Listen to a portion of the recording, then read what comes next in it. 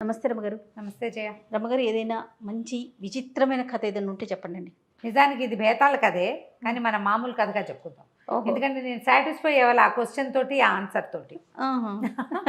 అందుకని బేతాళుల్లో నుంచి తీసేసి మామూలుగా చెప్పుకుందాం. అట్లా మేము చిన్నప్పుడు అలా చాలా చేసేవాళ్ళం. మన ఇష్టం. అదే, పూర్వం ఒక భూస్వామికి ఒక కొడుకు ఉండేవాట. వాడి పేరు సమయస్ఫూర్తి. బాగుంది. అయితే ఈ సమయస్ఫూర్తి పెద్ద పని చేసేవాడు కదా, తెలివిగా ఉండేవాడు. వాళ్ళ నాన్న వాడు ఎప్పుడు పోటాడుకుంటూ ఉండేవాళ్ళు.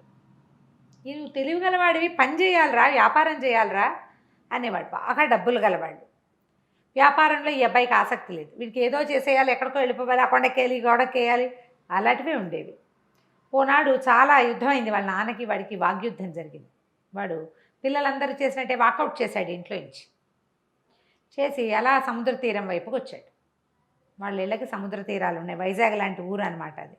సముద్రం వైపు సముద్ర తీరంలో నడిస్తే ఈ చికాకులు తగ్గుతాయి, చల్లని గాలి వాతావరణానికి. వాడు అలా నడుస్తుంటే వాడికి ఏమనిపించింది, అబ్బాయి ఎంత సముద్రం ఉంది, ఊళ్ళని పడవలు వెళ్తాయి ఇక్కడి నుంచి, దేశాంతరం వెళ్ళిపోకూడదు నేను, ఈ గోలేమిటి ఈ ఊళ్ళో ఎంతసేపు, అన్నీ సాగుతాయి కానీ నాన్న ఎంతసేపు తిడతాడు, ఖాళీగా ఉన్నావంటాడు, పని చేయమంటాడు, ఆ పని ఏదో ఇక్కడెందుకు చేయాలి, ఎక్కడైనా చేద్దాం అనుకుని ఆ దేశాంతరం వెళ్ళడం గురించి ఆలోచిస్తూ రోడ్డు మీద ఉన్నవాడు కదా అట్ట పోయి అలలకి దగ్గరగా ఒక ఎత్తుగా రాళ్ళు ఉంటే ఆ రాళ్ల మీదకి పోయి నుంచున్నాడు. నుంచుని కాసేపు కాళ్ళు లాగవు, ఒక గట్టు మీద కూర్చున్నాడు. ఉండి ఒక్కో అలా వచ్చి ఆ కొండరాళ్ళకి తగులుతోంది. ఆలోచిస్తున్నాడు. వేరే దేశం వెళ్తే జీవితం వెళ్ళడం మనం ఊహించుకుంటాం కదా. ఇంతలో ఏమింది, వెనకాల ఏదో సందడి వినపడింది. గుంపుగా బోళ్ళని పిశాచాలు వచ్చి వీడి వెనకాల నుంచుని. వీడంత భయస్థుడుగా, చిన్నపిల్లలకు ఒక తెంపర్తనం ఉంటుంది చూడు, పిరిగ్గా ఉండరు. సంసారాల మీద పడ్డాకి పిరికితనాలు వస్తాయి మగపిల్లలకి. ఏ బరువు బాధ్యత లేని వాడికి ఏ భయము లేదు.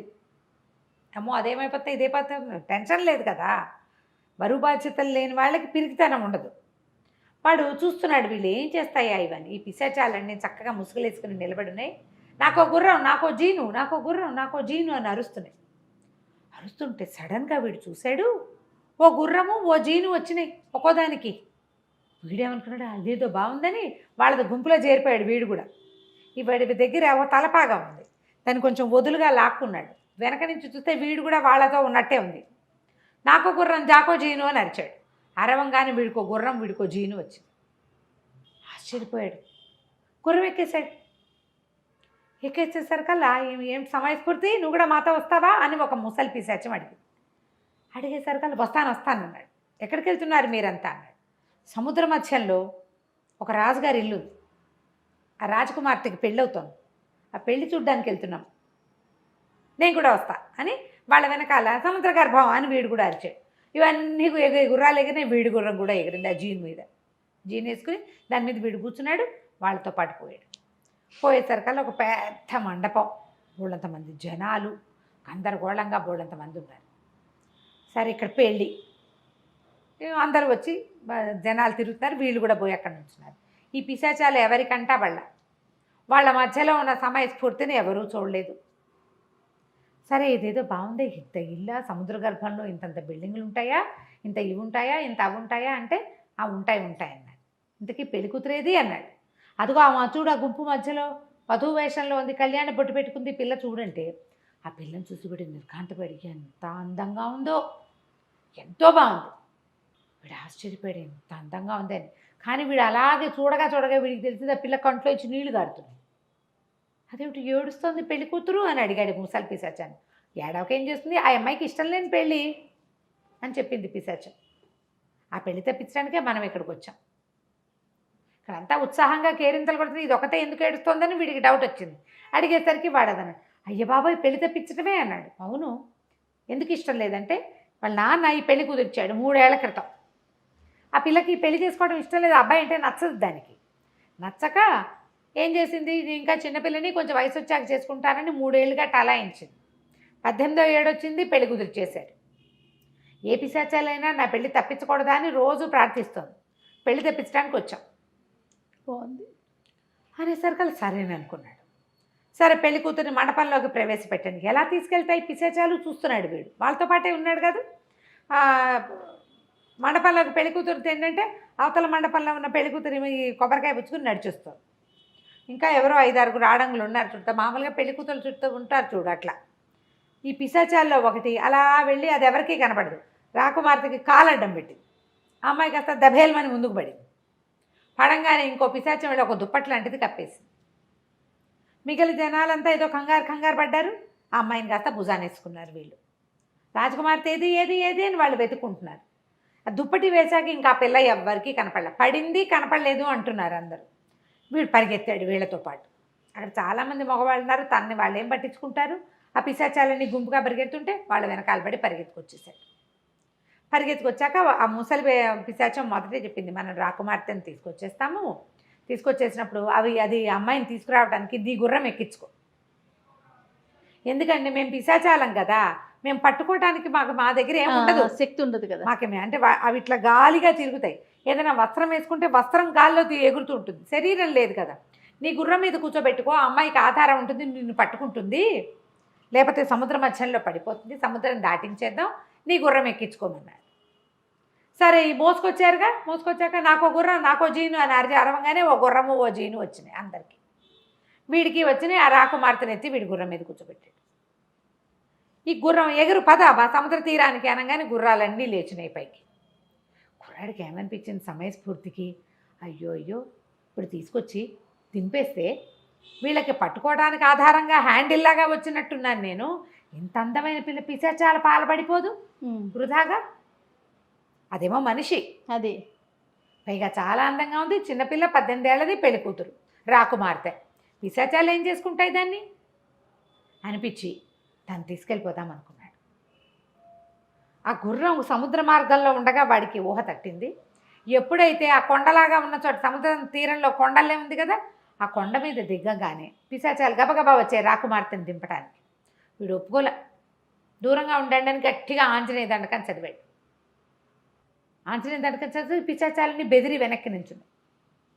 నేనే తీసుకెళ్ళిపోతానన్నాడు. అనేసరికల్ పిశాచాలనే, అమ్మా మమ్మల్ని మోసం చేస్తావా, నీకు తగిన శాస్తి అవుతుందిలే, అయితే ఏందన్నాడు. తగిన శాస్తి అవుతుందంటే ఏదైతే అదో చూసుకుందామని ఆ అమ్మాయిని భుజాన్ని వేసుకుని ఆ కొండ దిగేశాడు. ఆ పిల్ల స్పృహలో లేదు, ఆ దుప్పటి తీసి పక్కన పారేశాడు. చాలాసేపటి దాకా స్పృహలోకి రాల. ఏం చేశాడు, తాము ఇంటికి వెళ్ళకుండా తనకి తెలిసిన ఒక పూజారి గారి ఇంటికి తీసుకుపోయాడు ఆ పిల్లని. సముద్ర తీరంలో దొరికిందని, మీ దగ్గర ఉంచండి, రేపు పొద్దునే వస్తానని. ఇదంతా రాత్రికే వేళ కదా జరిగింది. అర్ధరాత్రికి చేరాడు వాళ్ళ ఇంటికి. అక్కడ అమ్మాయిని అప్పచెప్పి ఇంటికి వచ్చేసాడు. మర్నాడు పొద్దున వెళ్ళేసరికల్లా ఆ పిల్లని పలకరించబోయేసరికల్లా ఆ పిల్ల అంది, నోట్లో మాటలేదు, మాట పడిపోయింది దాన్ని. పిశాచాలు ఏమైనా నీకు తగిన శాస్తి అవుతుందన్నారుగా, ఏం చేయాలో తెలీదా, ఆ పిల్లని పంపడం ఎలాగో తెలీదు, ఉంచుకోవటం ఎలాగో తెలీదు, దానికి మాట మంతి లేదు.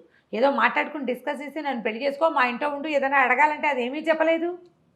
ఇంకేం చేస్తాడు, సరే తండ్రి ఇంటి దగ్గర నుంచి కొంచెం డబ్బులు తెచ్చి ఈ పూజారి గారికి ఇచ్చి ఈ అమ్మాయిని భద్రంగా చూసుకోండి, చూద్దామన్నాడు. రోజు పోయేవాడు ఆ పిల్లని కలవటానికి. ఆ పిల్ల పూజారి గారి ఇంట్లో ఉండి ఏదో దేవాలయానికి పనిచేస్తూ ఇష్టం లేని పెళ్లి తప్పించుకుంది. కానీ తన ఇంటికి ఎలా వెళ్ళాలో తెలీదు, ఎవరింటికి వెళ్ళాలో తెలీదు, నోట్లో ముక్కలేదు దానికి. అయ్యో, ఇక్కడే ఉండిపోయింది. రోజులు గడవగా వీడు కొంచెం బుద్ధిమంతుడు అయ్యాడు, సమయస్ఫూర్తి అనుకుంటున్నాడు వాళ్ళ నాన్న. వాడి ఇంటి పట్టు ఉండటం, సాయంకాలం అయ్యేసరికి ఒకసారి అలా బయటికి వెళ్ళి మళ్ళీ తిరిగి వచ్చేయటం, ఖర్చులు జాగ్రత్తగా పెట్టడం. ఇప్పుడు ఈ పిల్లాడి అట్రాక్షన్ అంతా అమ్మాయి. ఇలాంటి అట్రాక్షన్లు ఏర్పడ్డ పిల్లలు బుద్ధిమంతులు అయిపోతారు ఆటోమేటిక్గా. తండ్రి బాధ్యతగా ఉండమంటే బాధ్యతగా కూడా ఉంటున్నాడు. సరే పూజారి గారికి డబ్బిచ్చి ఆ పిల్లని కాపాడాడు. సంవత్సరం తిరిగాక వీడికి ఒకరోజు సడన్గా స్ట్రైక్ అయ్యింది, అరే ఇదే రోజు నేను ఈ అమ్మాయిని తెచ్చింది, పిశాచాలు నాకు కనపడ్డ రోజు ఇదే అని చెప్పి ఏమనుకున్నాడు, సముద్ర తీరానికి బయలుదేరాడు. వాడే వెళ్ళాడు. వెళ్ళి ఆ కొండెక్కి కూర్చున్నాడు.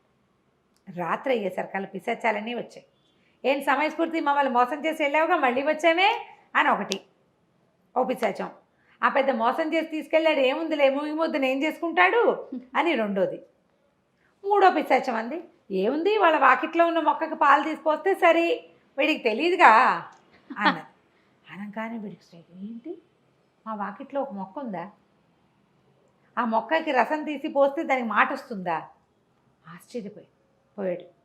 పిల్ల పిశాచాలండి నాకో గుర్రం నాకో జీను అని అరిచి అందరికీ గుర్రాలు జీన్లు వచ్చినాయి, ముసలి పిశాచంతో సహా ఎక్కెళ్ళిపోయింది. వీడు గబగబా దిగి వచ్చేసాడు, ఇంటికి వచ్చి పడుకున్నాడు. రాత్రిపూట ఏం కనపడుతుంది? తెల్లవారి పొద్దున్నే చూస్తే వాళ్ళ గుమ్మం పక్కనే ఒక విచిత్రమైన మొక్క ఉంది. ఏవో ఉన్నాయి, వాడు ఎప్పుడు అబ్జర్వ్ చేయాలి, చూస్తే కదా మనకు తెలిసేది. వాడు ఏమనుకున్నాడు, ఈ మొక్కతోటి ఏందో ఉంది, దీని రకం చూద్దామని ఆ మొక్కను తీసుకుని కల్వంలో వేసి నూరాడు. నూనెలాగా ఒక పదార్థం వచ్చింది. అది దాన్ని మందుకి ఎలా చేయాలి వీడికి ఏం తెలియదు, ట్రై చేస్తున్నాడు అంతే. సరే కొంచెం ఏం చేశాడు, పాలు తీసుకుని పాలల్లో పోసి పొయ్యి మీద పెట్టించాడు. కాగి ఏదో చిక్కగా తయారైంది. వాడికి భయం వేసింది, ఆ పిల్లకి ఇస్తే ఏమైపోతుందో. అది మూగిదైనా ఏదో మనిషిగా ఉంది కదా, మనమే చూద్దాం అనుకున్నాడు. ఏం చేశాడు, సాయంకాలానికి జరిగింది ఇది అంత. ఆ కాచిన పాలలో ఇంతెత్తి గొంతులో పోసుకున్నాడు, పడుకున్నాడు. గాఢంగా నిద్ర పట్టింది. పొద్దున్న లేచేసరికి చాలా బలం వచ్చిన ఫీలింగ్ వచ్చింది. అంటే దాంతో ఏం అవ్వదు, ఇబ్బంది లేదు, అమ్మాయికి ఏదైనా జరుగుతుందేమో చూద్దామని ఆ పాలు పుచ్చుకుని ఆ పూజారి గారి ఇంటికి పోయాడు. ఆ పిల్ల వీడి కోసం 2 రోజులు అయిపోయింది. వాడు ప్రతిరోజు సాయంత్రం వచ్చేవాడు. ముందు రోజు సాయంత్రం ఏమో పిశాచాలను చూడడానికి వెళ్ళాడు, మర్నాడు సాయంత్రం పాలు తాగి పడుకున్నాడు. 3వ రోజు సాయంత్రానికి వచ్చాడు. ఆ అమ్మాయి పాపం వీడు రాలేదని వెయిట్ చేస్తుంది. రోజు మనిషిని చూసే అలవాటు ఉంటే బెంగ పెట్టుకోరు. చూసేసరికి ఆ అమ్మాయి తన కోసం ఎదురు చూస్తుంది అనేసరికి వీడికి అర్థమైంది, ఈ పిల్లకి నేనంటే ఇష్టమని. సరే ఆ మంది ఇచ్చేవి తాగమన్నాడు. ఆ పిల్ల తాగేసరికి దానికి మాటలు వచ్చేసి ఆ సంతోషించి సమయస్ఫూర్తి వాళ్ళ పూజారి గారికి చెప్పి అక్కడి నుంచి వాళ్ళ నాన్నకి ఒక పిల్లని ప్రేమించాను, పూజారి గారి పిల్ల అని చెప్పి వాళ్ళ నాన్న ఎవరో ఒకళ్ళు బుద్ధిమంతులు అయితే చాలు, మంచివాళ్ళు అయితే చాలు, వీడికి పెళ్లి చేయడానికి అనుకున్నాడు. ఆ అమ్మాయి సముద్ర గర్భాల్లో ఉన్న సముద్ర గర్భపు రాజకుమార్తె అన్న మాట తెలియదు. దాని మీద ఒంటి మీద చక్కగా నగలు అన్నీ ఉన్నాయి. నగలతో పూజారి గారి అమ్మాయినే అనుకున్నారు. తర్వాత ఎప్పుడో చెప్పుకుంటాడు. తీసుకెళ్ళి లక్షణంగా పెళ్లి చేసేసుకున్నాడు. హాయిగా ఉన్నాడు. కథ కంచికి మనం ఇంటికి. భలే ఉంది రమ్మగారు. నమస్తే. నమస్తే రమ్మగారు. నమస్తే జయ. మంచి స్టోరీ చెప్పండి అండి. చందమామ కథ చెప్దామా? పూర్వం ఒక కోయపల్లెలో, ఒక చిన్న పల్లెటూరులో ఒక కోయవాడు ఒక ఆయన ఉండేవాడు. పెళ్ళైంది, 2 పిల్లలు పుట్టాక భార్య చనిపోతే ఆయనకి చుట్టుపక్కల వాళ్ళంతా ఏమంటారు, చంటి పిల్లలు ఉన్నప్పుడు ఆడది లేకుండా ఎట్లా చేస్తావు, నువ్వు వేటకెళ్తావు, నువ్వు ఊళ్ళోకి వెళ్తావు, అడవిలోకి వెళ్తే పిల్లల సంరక్షణకు ఆడది ఉండద్దు, ఇంటికైనా ఆడది ఇంటికి ఇల్లాలు ఉండాలని పెళ్ళిళ్ళు చేసేవాళ్ళు. రెండో పెళ్లి చేస్తే అదొక రాకాసి. ఆవిడికి సవితి పిల్లలంటే గిట్టేది కాదు. ఈ పెద్ద పిల్లలిద్దరు, ఒకడు సింగన్న, పిల్ల పేరు దుర్గాలు. సింగన్న తెలివైన వాడు, కొంచెం తప్పించుకోవటాలు అవి చాతొచ్చిన వాడు. ఆ దుర్గాలు తెగ ఏడ్చేది చిన్నపిల్ల తల్లి, సవితి తల్లి పెట్టే బాధలకి. అన్నిటికీ కసిరి కొట్టేది, వేళ్ళకి పెట్టేది కాదు, సగమే పెట్టేది. ఏదైనా తింటే ఎంతసేపు తింటావనేది, పని చేయించేది బాగా. చిన్నపిల్లతో అన్ని పనులు చేయించేది. దాని చేతులు పుళ్ళు పడిపోయి కాళ్ళకి దెబ్బలు తగిలి ఏడ్చుకుంటూ ఉండేది. పాపం సింగన్నకు బాధగానే ఉండేది. అయితే ఈ చెల్లెని తప్పించగలిగినంతసేపు తప్పించేవాడు, ఇది లేకపోతే లేదు.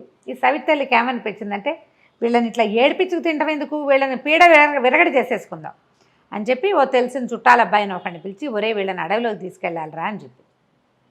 పిల్లాడికి ఏం చెప్పింది, మనకి మందులు ఏవో కావాలి, మందులు నూరుకోవాలి, ఆ మందులకి కావాల్సిన మొక్కలు అడవిలో ఉంటాయి, పనివాడు వస్తాడు, నువ్వు వాడితో వెళ్ళు అని చెప్పింది. నువ్వు ఒకటే ఏం పోతావు, చెల్లిని కూడా తోడు తీసుకెళ్ళు అని చెప్పి చెల్లెల్ని కూడా పంపించింది. పిల్లాడు ఇదేదో ఎత్తేస్తుంది అనుకుని వాడు ఆడుకునే ఇవి ఉంటాయి, రాళ్ళు, గులకరాళ్ళు, ఆటలాడుకునేవి. అన్ని గులకరాళ్ళని జేబులు పోసుకున్నాడు. వెళ్ళే దారిలో ఒకటి వేసుకుంటూ వెళ్ళాడు. ఆ పనివాడు ఏం చేశాడు, అడవిలో ఒక చెట్టు కింద తీసుకెళ్ళి, మీరు ఇక్కడే కూర్చోండి, నేను మళ్ళీ వస్తా, అక్కడెక్కడికో వెళ్ళి ఆ మొక్కలు ఏవో పీక్కొస్తానని ఇంకో దారి గుండా వెళ్ళిపోయాడు. వెళ్ళిన దారినే మళ్ళాడు అనుకో, పిల్లాడికి అర్థం అవుతుంది, కొంచెం పెద్దవాడు కదా, ఓ 10-11 ఏళ్ళ వాడు, 11-12 ఉన్నాయి. పిల్లకు ఒక 7 ఏళ్ల పిల్ల, 6-7 ఏళ్ళు ఉంటాయి. ఆ నుంచి పిల్లాడు ఏం చేశాడు, కొంచెం చీకటి మసలేసరికి ఓహో వీడు వదిలిపెట్టి వెళ్ళిపోయాడని ఈ రాళ్ళు వేసాడు కాదు, ఇవి ఒక్కొక్క రాయిని వెతుక్కుంటూ రాత్రికి వెన్నెల్లో కొంచెం మెరుస్తున్నాయి వేసిన రాళ్ళు. తను వేసిన వాటిని వాడు గుర్తుపడతాడు కదా, రోజు ఆడుకునే గులకరాళ్ళు. ఆ దారి వెంబడే నడుచుకుంటూ ఇంటికి వెళ్ళిపోయాడు. చీకటి పడలేక ఇంటికి వచ్చిన పిల్లల్ని చూసి రుసరుసలాడిపోయింది సవితి తల్లి. ఏదో తిట్టింది. ఒక 4 రోజులు గడిపాక మళ్ళీ ఇంకొకరిని కేకేసింది. అయితే ఈసారి ఏం చేసింది, సమయం ఇవ్వాల. పిల్లాడికి ముందు రోజే చెప్పింది అనుకో, వాడు ఏదో ఒక ఏర్పాటు చేసుకుంటాడు వెనక్కి వచ్చేయటానికి. అప్పటికప్పుడు నువ్వు వెళ్ళమని పంపించింది. పంపిస్తే వీడేం చేశాడు, వాళ్ళ అమ్మ ఆవిడేం చేసింది, పిల్లడికి ఆ రొట్టెలు ఒత్తి మాడిపోయిన రొట్టెలు అంత బెల్లము ఇచ్చింది. వీడేం చేశాడు, ఆ రొట్టెలు చిన్న చిన్న ముక్కలు చేసి వెళ్ళే దారిలో వేసుకుంటూ పోయాడు. వేసుకుంటూ వెళ్ళాడు కానీ అక్కడికి వెళ్ళాక ఆ రెండో పనివాడి పిల్లల్ని అక్కడ వదిలిపెట్టి ఎటో పోయాడు. ఇక రాల. వీడు రొట్టెలు వెతుక్కుంటూ వెనక్కి వద్దాం అనుకున్నాడు కానీ అడవిలో ఈ రోడ్ల మీద పురుగులు చీమలు అవి ఇవి ఉండవు, తినేసినాయి. రొట్టెలు కాస్త ముక్కలన్నీ పిండి పిండి అయిపోయి ఎవరిది వేడి దారిని పట్టి అవి పోయినాయి. దారి కనపడలా. ఇక ఏం చేస్తాడు, వెతుక్కుంటూ వెతుక్కుంటూ వెతుక్కుంటూ ఈ చెల్లెల్ని వెంటేసుకుని ఏవో 2 కాయలు ఏవో కనపడితే ఆ 2 కాయలు, బెల్లం ముక్క ఒకటి ఉంది, బెల్లం ముక్క పెట్టి చెల్లెలకి తినిపించాడు. వాడు నడవడం మొదలుపెట్టాడు. వెళ్ళగా వెళ్ళగా వెళ్ళగా కొంచెం వెన్నెల రాత్రులు వాడికి ఒక పెద్ద దేవాలయం ఒకటి కనపడింది. దేవాలయం నిండా సజీవ శిల్పాల్లాగా ఉన్న బొమ్మలు ఉన్నాయి.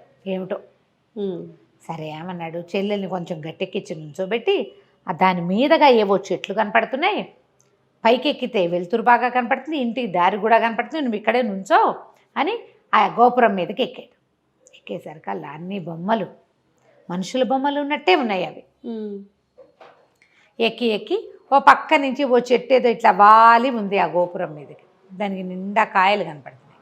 పిల్లాడు ఏం చేశాడు, ఆశకి ఆకలిస్తుంది, మధ్యాహ్నం ఎప్పుడో తిన్న అన్నం పాపం, ఆ రొట్టెలు తినలేదు, ఇంత బెల్లం ముక్క నోటేసుకుని అంత బెల్లం చెల్లెలకే పెట్టేశాడు. కాయ ఒకటి పట్టుకు లాగబోయాడు. కాయ కోసాడు. కోసేసరికి గంటలు గణ గణ గణ గణ మోగిపోయినాయి ఆ దేవాలయంలోకి. కాయ కోయగానే మోగినాయి. మోగేసరికల్లా ఆ దేవాలయం లోపల నుంచి ఒక గూడల్లి ఉంది. ఒక ఆవిడ బయటకు వచ్చి, ముస్సిలి మామ, అయ్యో ఎవర్రా పిల్లలు, ఏమిట్రా, ఎక్కడి నుంచి వచ్చారా అని కేకేసుకుంటూ వచ్చింది. కింద నుంచున్న 6-7 ఏళ్ల చిన్నపిల్ల, పైన ఎక్కిన కొంచెం పుష్టిగా ఉన్న పిల్లవాడు కనపడేసరికల్లా కేకేస్తుంది, రండిరా రండిరా, మా నాయనే అడవిలో తిరుగుతున్నారా, దారి తప్పిపోయారా, రండి రండి అని లోపల తీసుకుపోయింది. చక్కగా సుష్టుగా అన్నం పెట్టింది. పప్పు కూర అన్నీ వేసుకుని శుభ్రంగా తిన్నారు. తెల్లవారు లేచి మా ఇంటికి వెళ్ళిపోతామవ్వా అని చెప్పాడు. అలాగేరా, అంతకంటేనా అంది. కానీ తెల్లారి లేవల సింగన్న. తెల్లవారేసరికల్లా ఒక గూడు లాంటి దాంట్లో ఎలా ఉందంటే అది ఒక జైలల్లే ఉంది, గుహల్లే ఉండి జైలల్లే ఉంది. మంచానికి వేసి తాళ్ళకేసి కట్టేసి ఉన్నాడు వాడు. ఏ మంచం మీద పడుకున్నాడో ఆ మంచం మీద తాళ్లతో కట్టేశాడు. అయ్యో, తను జైల్లో ఉన్నట్టు అర్థమైంది వాడికి. తల తిప్పి చూస్తే కనపడుతోంది. ఏం చేస్తాడు, మంచం మీద పడి ఉన్నాడు. చెల్లి లేదని బాగా ఇదైపోయాడమ్మో, చెల్లి ఏమైపోయిందని. అది మాత్రం అటు ఇటు తిరుగుతోంది. దాన్ని కట్టేలా దీనికి ఇంతలా తాళం వేశారు ఈ జైలుకి. అక్కడి నుంచి ఆ పిల్లతోటి ఆ పని ఈ పని అన్ని పనులు చేయించేది ఆ ముసలిది.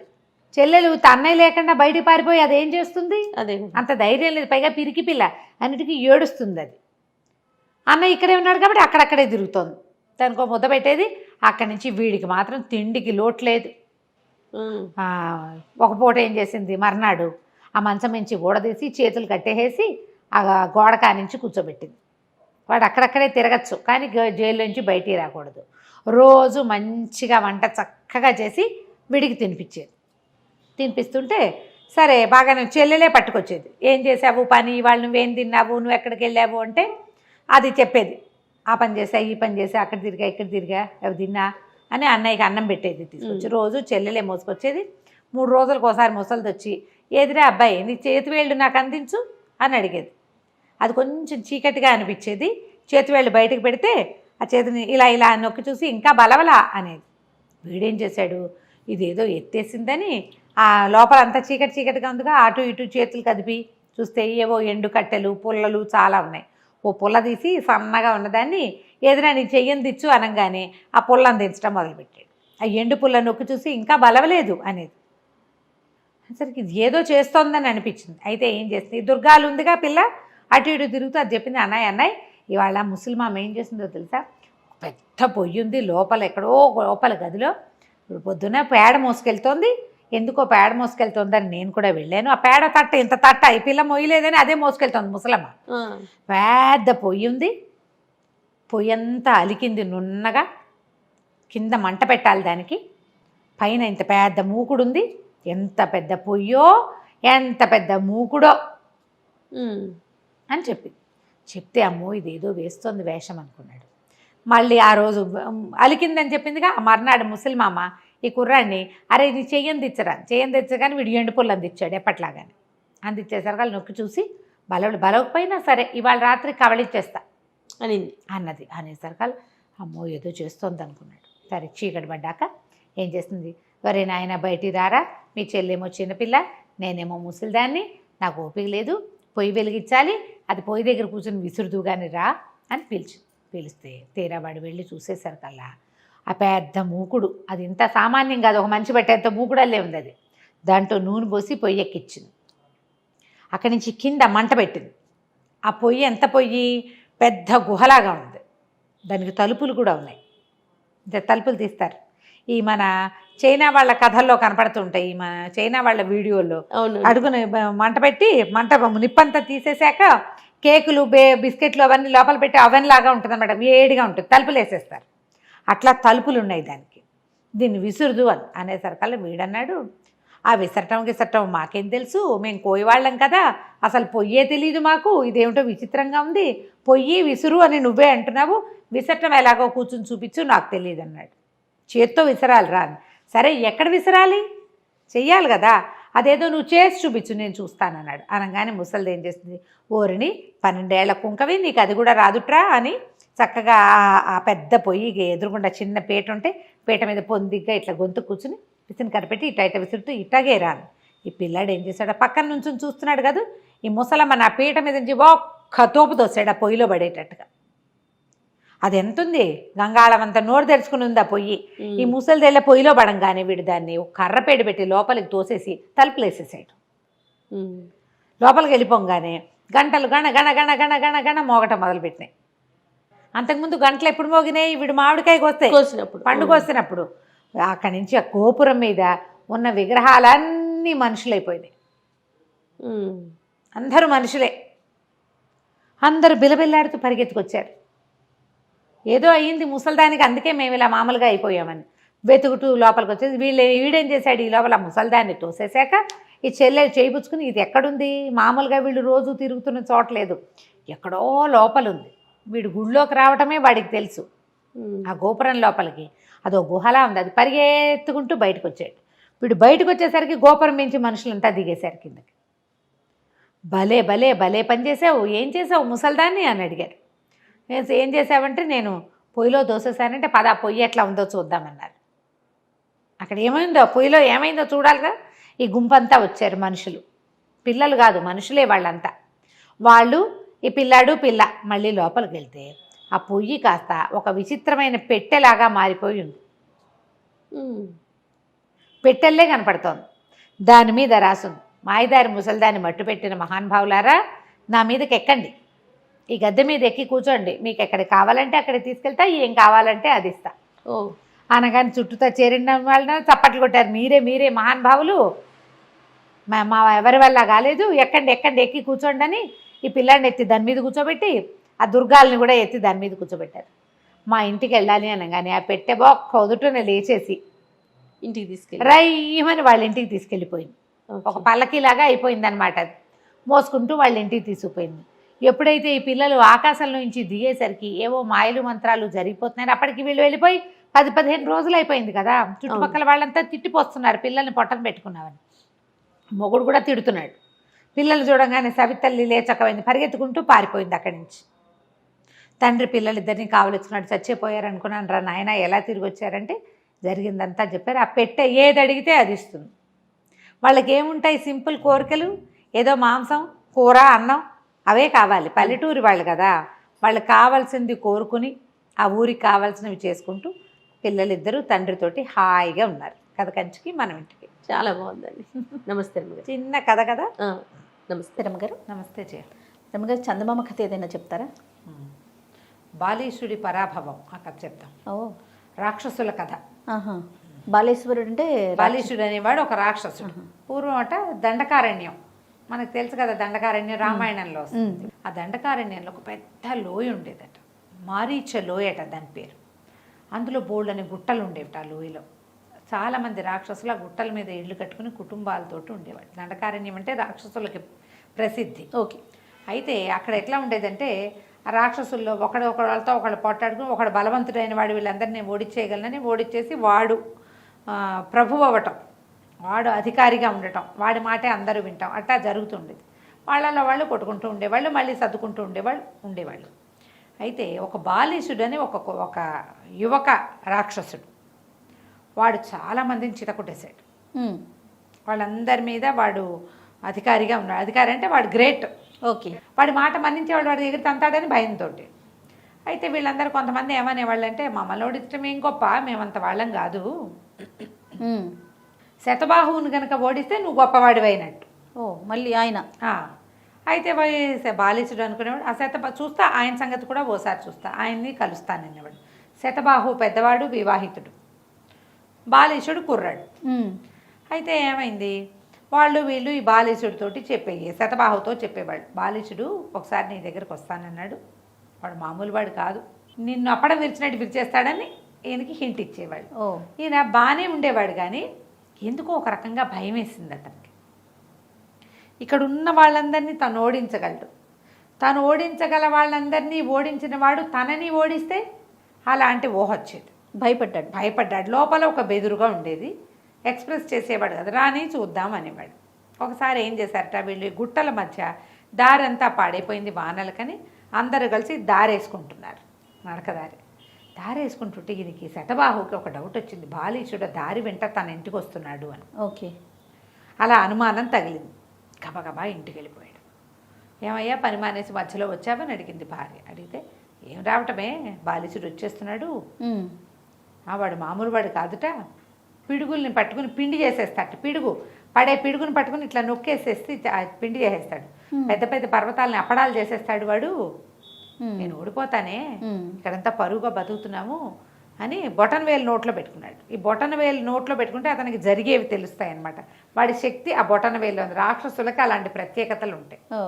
ఇవి చూస్తే ఈ వేయబడుతున్న దారి ద్వారా బాలీసుడు తన ఇంటికి వస్తున్నాడని తెలిసిపోయింది. నేనన్నాడు పెళ్ళంతో పద ఇక్కడి నుంచి లేచిపోదాం, మనం ఇక్కడ ఉండకూడదు, ఓడిపోతాను నేనంటే. పారిపోదాం,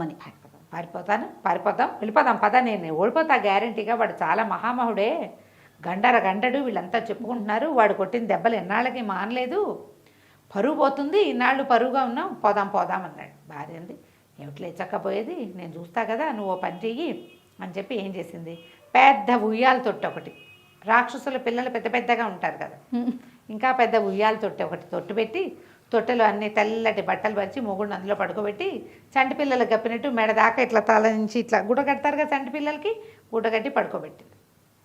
ఇక్కడే పడుకో నేను చెప్తా అని చెప్పి చుట్టుపక్కల అందరి ఇళ్ళకి వెళ్ళి ఇనప పెనాలు ఇంతంత, వాళ్ళు అట్లు పోసుకుంటారట, రొట్టెలు చేసుకుంటారట, రాక్షసులు కూడా మాత్రం ఉంటాయి, అన్ని పెద్ద సైజులే, అన్ని పెద్ద. మరి కాదు, వాళ్ళు మనుషులు పెద్దవాళ్ళు 15 అడుగులు 9 అడుగులు వాళ్ళు కదా, వాడు ఇంత కప్పులో పాయసం ఎలా తింటాడు, ఆ మాత్రం ఉండద్దా, కప్పింత ఉండాలి, కంచం అంత ఉండాలి. ఇంతంత ఇనప పెనాలు పట్టుకొచ్చింది, మోసుకొచ్చేసి 2 గంగాళాల నిండా గోధుమ పిండి తడిపి అక్కడ పెట్టింది. సరే బాలీసుడు వచ్చేసాడు, తడిపెట్టి ఏం చేస్తోంది, పెనాలకు చుట్టూతా పిండి అద్దేసింది.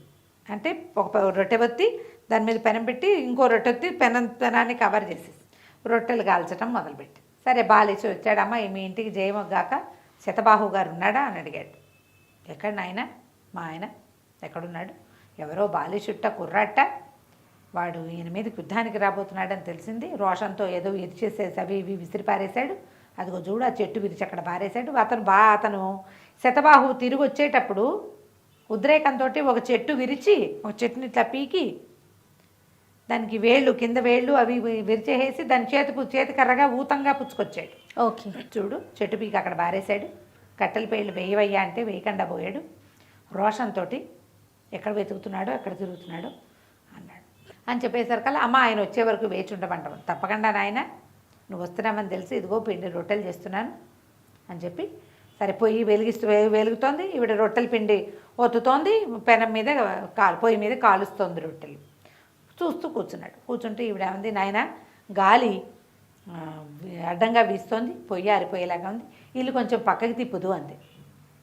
కాంతపడి ఇల్లు తిప్పటం ఏమిటి, ఇల్లు ఎట్టా తిప్పుతారు అనుకుంటే ఆవిడంది, మా ఆయన అట్టాగే చేస్తాడు నాయన, ఇక్కడ గాలి కనుక ఎక్కువ వచ్చిందనుకో అటు పక్కకి తిప్పుతాడు, గాలి వాళ్ళు లేకుండా అనేసరికి వీడు అమ్మ బాబాయ్ ఇల్లు తిప్పుతాడా అని వాడికి కుడి చేతి మధ్య వేలు ఇట్లా మెటిక విరవంగానే వాడి బలం పెరిగిపోతుంది, వాడి శక్తి ఆ బొటన మధ్య వేల్లో ఉంది. ఓకే, గట్టిగా తిప్పి వేలు లాక్కుని మెటికలు విరిచి అక్కడి నుంచి బలం అంతా పుంజుకుని ఇంటిని ఓ పక్కకి తిప్పాడు.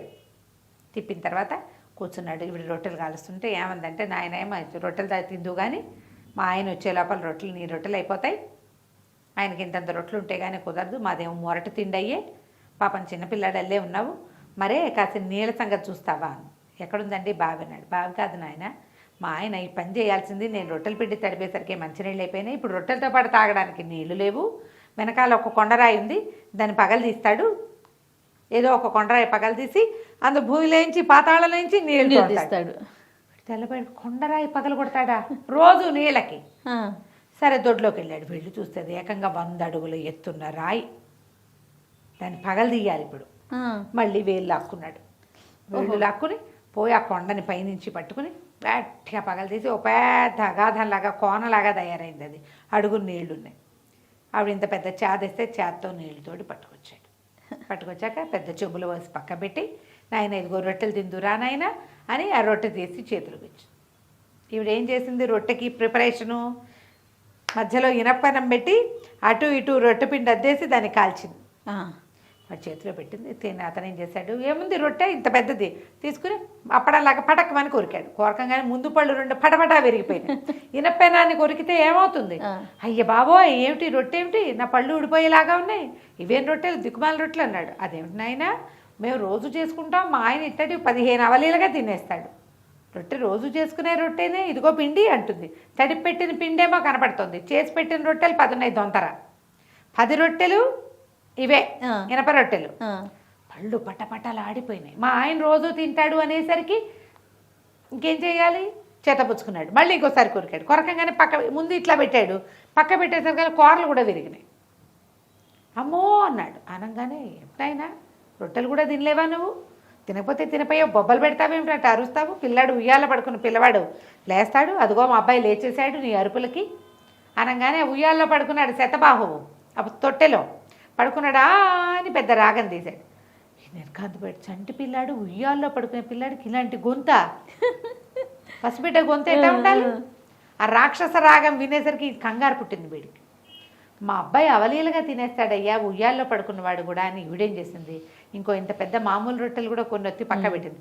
ఓ రొట్టె తీసుకెళ్ళి భర్త చేతికిచ్చి ఉయ్యాల్లో ఏం చేశారు, ఇట్ట మొహానికి మెడకి గుడ్డ కట్టేసి ఉంది, ఉయ్యాలో టపటపా కొరికి నవిలేస్తున్నాడు. నిర్ఘాంతపోయాడు ఈ బాలిచుడు. ఓ నాయన, ఉయ్యాల్లో పడుకున్న పిల్లాడు టుపు టుపు తినేస్తున్నాడే రొట్టె. రొట్టెలు పక్క పెట్టాడు. నేను వెళ్ళొస్తానమ్మన్నాడు. వెళ్ళడానికి ఏముంది నాయన, ఏమిటో నువ్వు రొట్టెలు తినలేని కుర్రాడివి, నువ్వేం చేస్తావోయ్, నువ్వేదో పగలు తీస్తావని భయపడుతున్నాడు మా ఆయన అని. అసలు తెలుసా, మా పిల్లాడి కావాలంటే చూడు మా పిల్లాడి పళ్ళు ఓసారి, ఏది నాన్న నీ పళ్ళు మామయ్యకి చూపించు అంత. మోసపోయాడు ఈ బాలిచుడు. ఆ ఉయ్యాల తొట్టి దగ్గరికి వెళ్ళి, అదేమో కొంచెం గుహలాగా ఉంది, ఉయ్యాల తొట్టులో పిల్లాడు ఉన్నాడని తెలుస్తోంది కానీ ఆ పిల్లాడు చంటాడో పెద్దాడో వీడికేం తెలుసు. మొహం మీద చేపిటి ఇట్ట నోట్లో వేలు పెట్టుకోయాడు. పెట్టంగానే ఈ వీడు శతబాకు మధ్య వేలు కొరికేసాడు. అడిలిపోయాడు అతను.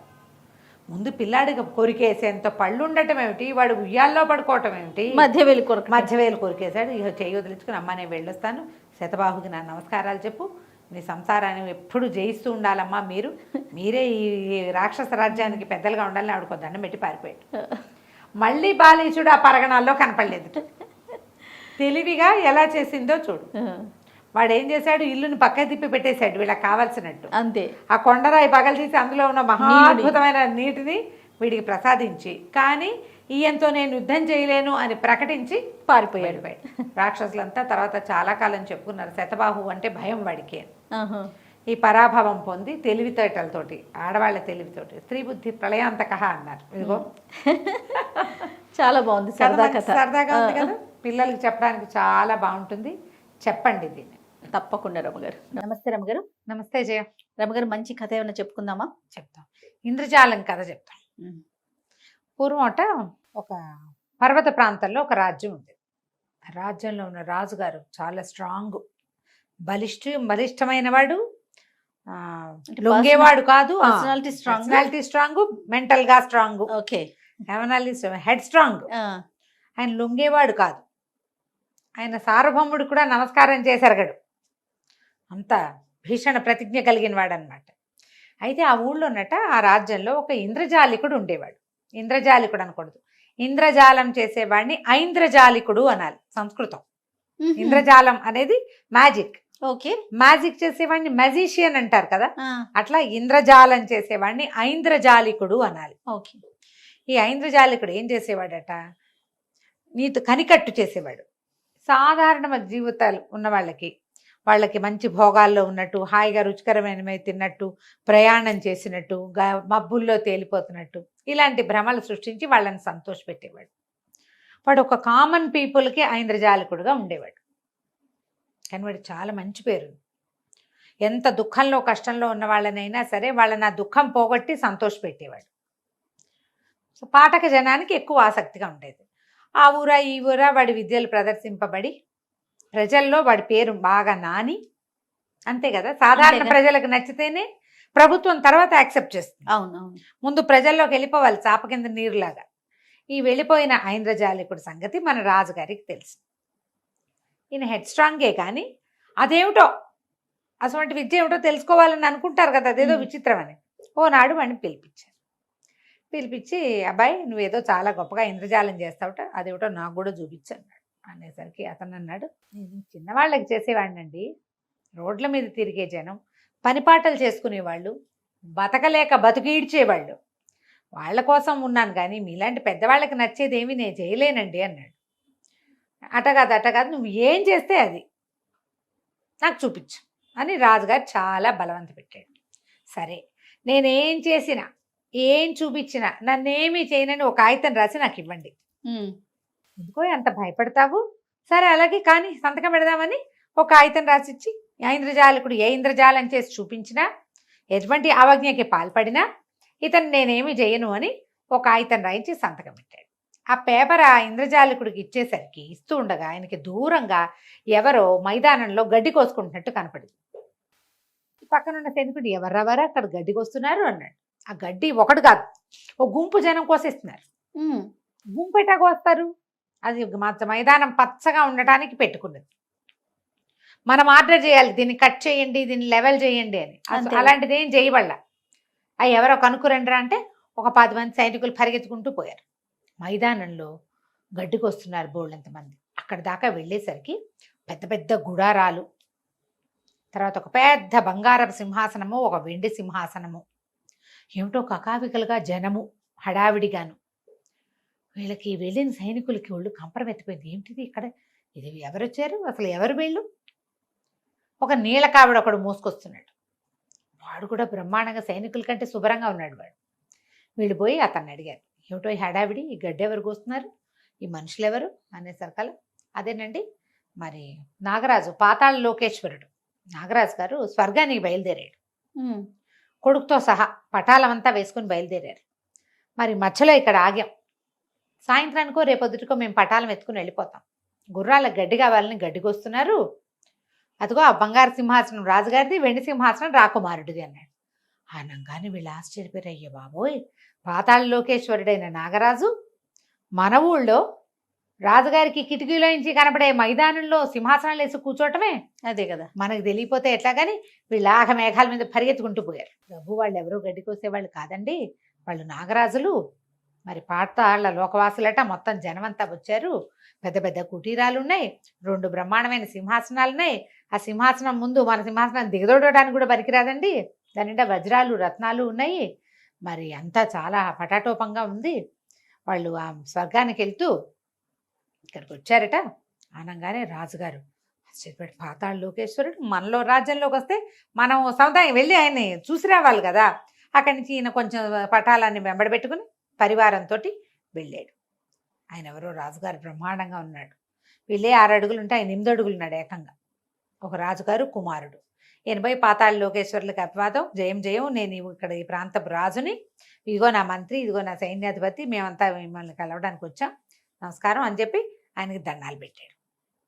దండాలు పెడితే సరే ఆయన అన్నాడు, సరే రండి రండి, మేము అనుకోకుండా ఇక్కడ ఆగాం, మీరేనా ఈ ప్రాంతపు రాజు, కూర్చోండి అన్నాడు. ఈయన కూడా ఓ బంగారు సింహాసనం వేశారు. ఎక్కడికి వెళ్తున్నారు ఏమిటి అని కనుక్కున్నారు. మేము పాతాళంలో బోల్డని మొక్కలు పెట్టాం, పళ్ళ చెట్లు, ఈ పళ్ళ చెట్లన్నీ పైకి వెళ్ళి స్వర్గంలో కాయలు కాస్తున్నాయి. మరి చెట్లేమో మొదళ్ళేమో పాతాళంలో ఉండిపోయి తలకాయలేమో స్వర్గంలో. స్వర్గంలో ఉన్నాయి. పళ్ళని వాళ్ళు కోసేసుకుంటున్నారు దేవతలు. పళ్ళల్లో మాకు వాటా ఇవ్వట్లేదు, ఆ పళ్ళ వాటా సంగతి తేల్చుకుందాం అని కనుక్కోవడానికి బయలుదేరా. మధ్యదారిలో ఆగాం. అంటే ఈ రాజుగారు సరే ఏదేదో సబబుగా ఉంది, కాకపోతే పాతాళంలో నుంచి స్వర్గంలోకి వెళ్ళే చెట్లు భూమండలం మధ్యలో నుంచి కదా వెళ్ళాలి. తట్టలేదు వీళ్ళకి, అడగల. ఆయన చెప్పింది విన్నారు. పైగా ఆయన మెరిసిపోయే బట్టలు, ఆ పర్సనాలిటీ, ఆ మధ్యలో పైన పాము పడగా అవన్నీ చాలా ఆకర్షణీయంగా ఉన్నాయి. అక్కడి నుంచి ఈయనకి ఏమనిపించింది, ఈయన చూస్తే ఇంత బాగున్నాడు, కుర్రాడు మరీ మిస్మిస్లాడిపోతూ ముచ్చటగా ఉన్నాడు. ఈయనకి ఏమనిపించింది, ఈ పాతాళ లోకేశ్వరుడు మన రాజ్యంలో ఆగాడు, ఈ పిల్లాడికి మన పిల్లనిస్తే అని ఆలోచించి ఏమన్నాడు, అయ్యా మీరు ఎంతో గొప్పవాళ్ళు, మీరు స్వర్గానికి వెళ్ళాలంటే మధ్యదారి మా ఊరే కదా, మరి మా అమ్మాయిని మీ అబ్బాయికి చేసుకోండి ఎంచక్క అని అడిగాడు. అడిగేసరికల్లా ఆయన అన్నాడు, అట్లాగే తప్పకుండా చేసుకుంటాం, మీ పిల్లని మా అబ్బాయికి ఇచ్చి చేసుకుంటాం. సరే, ఇంతలో ఇప్పుడు కనుక స్వర్గానికి వెళ్ళాను అనుకోండి, నేను అక్కడ చాలా తగాదా ఈ యుద్ధం అవుతుందో ఏం పాడో, మరి ఓ పని చేయండి, మా అబ్బాయిని కూడా ఎందుకు యుద్ధానికి, ఓ పక్కన పెళ్లి కూడా కుదుర్చుకున్నాం, ఇప్పుడు పిల్లాన్ని మీ దగ్గర ఉంచుకోండి, మా అబ్బాయిని, మా పెళ్లి కొడుకుని మీ ఇంట్లోనే ఉంచుకోండి, మేము స్వర్గానికి వెళ్ళొస్తాం, అక్కడ యుద్ధము మాటలో ఏదో అయిన తర్వాత మేము వచ్చి పెళ్లి చేస్తామన్నారు. కుర్రాడిని ఉంచుకున్నారు. కుర్రాడు ఉండిపోయాడు. కొద్ది రోజులు వీళ్ళేమో మొత్తం పటాలం అంతా వెళ్ళిపోయింది, అంటే స్వర్గానికి వెళ్ళింది అనమాట. కొద్ది రోజుల తర్వాత ఆకాశంలో నుంచి చేతులు, కాళ్ళు, మొక్కలు, మొండాలు తెగి పడ్డం మొదలుపెట్టినాయి. అంటే యుద్ధం మొదలైందనమాట. చెయ్యి తెగి పడింది ఎవరిదో, ఇట రకరకాలు పడ్డాయి. ఈ పడే దాంట్లో ఒక దాంట్లో శిరస్సు పడింది. సైనికులంతా హాహాకారాలు చేశారు, అయ్యో అయ్యో నాగరాజు చచ్చిపోయాడు, ఈయనే పాతాళ లోకేశ్వరుడు అని. రాజు మంత్రి పరిగెత్తుకుంటూ వెళ్ళి చూసొచ్చారు. చూస్తే ఏముంది, పాతాళ లోకేశ్వరుడు సాక్షాత్తు. అయ్య బాబోయ్, ఇప్పుడు ఇది కనపడితే పిల్లాడు పెళ్లి కొప్పుకుంటాడా, బెంగపెట్టుకుంటాడో ఏమిటో. అందుకని ఏం చేశారు, మనం ఈయన దహనం చేసేద్దాం ఈయన తలకాయని అని కింద పడ్డ శరీర అవయవాలన్నిటినీ పోగేసి ఈ పాతాళ లోకేశ్వరుడి ముఖానికి మాత్రం ప్రత్యేకంగా ఒక చితి పెట్టి అన్నీ కాల్పించారు. వీళ్ళ దగ్గర ఉన్నాడుగా పాతాళ లోకేశ్వరుడి కుమారుడు, నాగరాజ కుమారుడు. అతనేదో లోపల నుంచి బయటకు వస్తూ అక్కడ పొగొస్తోంది ఏంటి అని ఒక ముసలి దాదెమ్మని అడిగాడు. అమాయకురాలైన దాది, అయ్యో మీ నాన్నగారి చితి కాదుటండి అది అని చెప్పింది. చెప్పేసరికల్లా రాకుమారుడు ఒక్క పరుగును వెళ్ళిపోయి ఆ చీతిలో దూకేశాడు, హాహాకారాలు చేస్తూ మా నాన్నో అనుకుంటూ. లబో దిబోమన్నారు పెళ్లి కొడుకు. ఇప్పుడు ఏం చెయ్యాలి, సరిగ్గా 5 రోజులు గడిచింది. పాతాళ లోకేశ్వరుడు వచ్చేసి అడిగాడు, మా అబ్బాయి ఏడే అనగానే వీళ్ళు తెల్లపోయారు. ఈయన వచ్చాడేమిటి, ఈ పిల్లాడు కాస్త దూకేశాడు, ఇప్పుడు ఏం సమాధానం చెప్పాలి, ఆడిపోయారు సైన్యం అంతా. అక్కడి నుంచి పాతాళ లోకేశ్వరుడు తన సామాన్లు సరంజామాతో సహా వచ్చేసాడు. బంగారు సింహాసనం మీద కూర్చున్నాడు. రాజుగారిని సమాధానం ఏది, మా అబ్బాయి ఏడంటే, క్షమించండి ఇలా ఒక తల పడింది, ఆ తల మీదేని అనుకుని మేము దహనం చేసాం, పిల్లవాడికి చెప్పకుండా దాచిపెట్టాం, ఒక ముసలి దాదెమ్మ వల్ల ఆయనకి ఆ సంగతి తెలిసిపోయింది, అతను మా నాన్నని లేకుండా నేను ఉండలేనని పరిగెత్తుకుంటూ వచ్చి చితులు దూకేశాడండి, మేము మా కళ్ళ ముందే మీ అబ్బాయి అగ్నికి ఆహుతి అయిపోయాడంటే. పాతాళ లోకేశ్వరుడు, ఇంత ఎత్తునిచ్చాడు దుర్మార్గుడా, నా కొడుకు నీ దగ్గర కాపుంచితే కాపాడలేవా నువ్వు, పైగా నిక్షేపరాయుడిలాగా నేను బతుకుంటే నా తలకాయకి నువ్వు దహనం ఎట్టా చేస్తావు, ఒకవేళ దహనమే చేస్తే అది నా కొడుకు చేయాలి, నువ్వు చేయకూడదు, ఇప్పుడు నా పిల్లాడికి సమాధానం చెప్పు అంటే ఈయన ఏం చేశాడు, రాజుగారు అమాంతం పడిపోయాడు కాళ్ళ మీద. పాతాళ లోకేశ్వరుడు కాళ్ళు పట్టేసుకున్నాడు. నన్ను క్షమించండి నాగరాజా, మమ్మల్ని శపించకండి, మా రాజ్యాన్ని కాపాడండి, ఇలా పొరపాటు జరిగింది మా వల్ల, మీ అబ్బాయి దుఃఖం తట్టుకోలేక ఇంత పని చేశాడు, మమ్మల్ని క్షమించండి క్షమించండి అని కాళ్ళు పుచ్చుకున్నాడు. సాష్టాంగ పడిపోయాడు. సరిపోగానే ఎందుకెందుకు కాళ్ళు వదిలిపెట్టండి పర్వాలేదు అని సౌండ్ వినపడింది. ఆశ్చర్యపడి పాతాళ లోకేశ్వరుడు గొంతు బదులు ఐంద్రజాలకుడు గొంతు వినపడుతోందని తలకాయ ఎత్తి చూస్తే ఏముంది, ఒక బండ మీద కూర్చుని ఉన్నాడు ఐంద్రజాలికుడు. ఆయన కాళ్ళు పుచ్చుకుని తన నేల మీద పడుకుని ఉన్నాడు. రాజుగారు నిర్ఘాంతపోయాడు. అవురా ఇదంతా ఇంద్రజాలమేనా అన్నాడు. అవును ప్రభు, ఇదంతా కనికట్టేనన్నాడు అతను. ఈ కథ అంతా కనికట్టే. ఆయన నిర్ఘాంతపోయాడు. ఏది నా కత్తి అన్నాడు. అన్నాక తట్టింది. ఉత్తరం కాగితం రాయించుకున్నాడు. ఏమిటి, నేనేం చేసినా నన్నేం అనకూడదు అని. అక్కడి నుంచి లేచి నిలబడ్డాడు. ఇంద్రజాలికుడు అన్నాడు, ప్రభు ఏదైనా బహుమానం ఇప్పిస్తే పుచ్చుకుని వెళ్ళిపోతానండి అన్నాడు. ఈయనకి లోపల రగిలిపోతోంది. అందరూ చూస్తూ ఉండగా ఒక సామాన్య ఐంద్రజాలికుడి కాళ్ళు పట్టుకుని నేల మీద సాష్టాంగం పడి ఉన్నాడు. తను బహుమతి ఇచ్చి పంపించేశాడు. ప్రజలంతా చెప్పుకున్నారు, ఇంద్రజాలకుడు రాజుగారు పీచం అంచాడు. సామ్రాట్టు కూడా దండం పెట్టని రాజు నమస్కారం చేయని వాడు తల దించడు. అంత హెడ్ వెయిట్, అంత హెడ్ స్ట్రాంగ్. చివరికి కనికట్టుకి లోబడి, మాయకి లోబడి దండం పెట్టేశాడని ఎన్ని సంవత్సరాలో చెప్పుకున్నారట. కథ కంచికి మనం ఇంటికి. చాలా బాగుందండి. నమస్తే. నమస్తే.